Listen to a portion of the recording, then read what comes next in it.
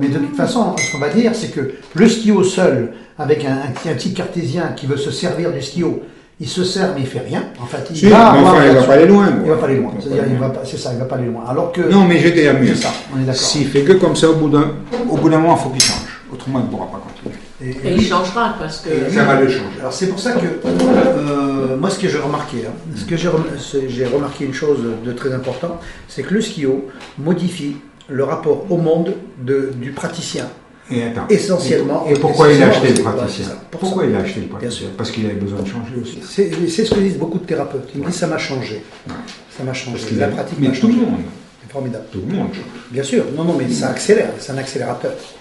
C'est un puissant accélérateur. C'est ce qu'on observe. Pourquoi? Parce qu'il nous met en phase. Et puis il nous met face à nous-mêmes. Donc, il t'oblige à la réflexion. Il t'oblige à l'intuition. Lui, il t'envoie des opérations, des raisonnements matériels, mais qui sont très pointus, très judicieux.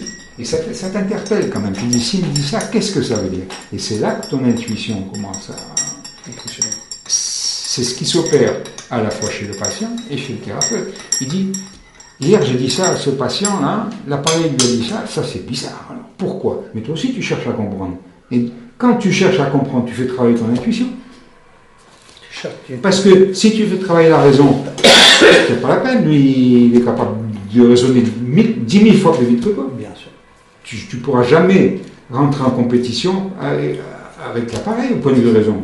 Il fait 10 000 opérations à la seconde. Il ne peut pas.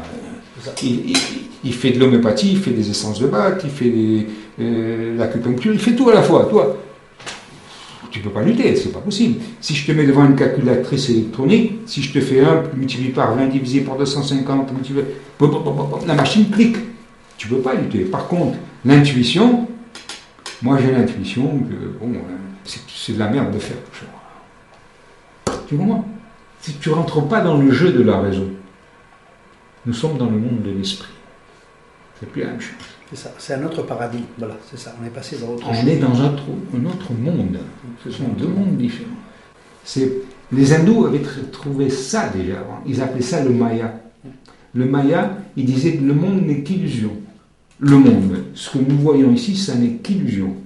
Et cette illusion du matériel est commandée par un esprit qui est dans le delà. C'est exactement ce que dit la quantique. La quantique, exactement. C'est pour ça qu'on rejoint bien sûr les traditions. Et comment fonctionne le skiot? Comment fonctionne le skiot? Et il te le dit, Nelson, dans son truc.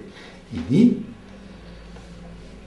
toutes les maladies, tous les troubles physiques, avant d'aller le physique, ils sont dans l'énergétique. Donc il y a une matrice énergétique qui préside à la maladie.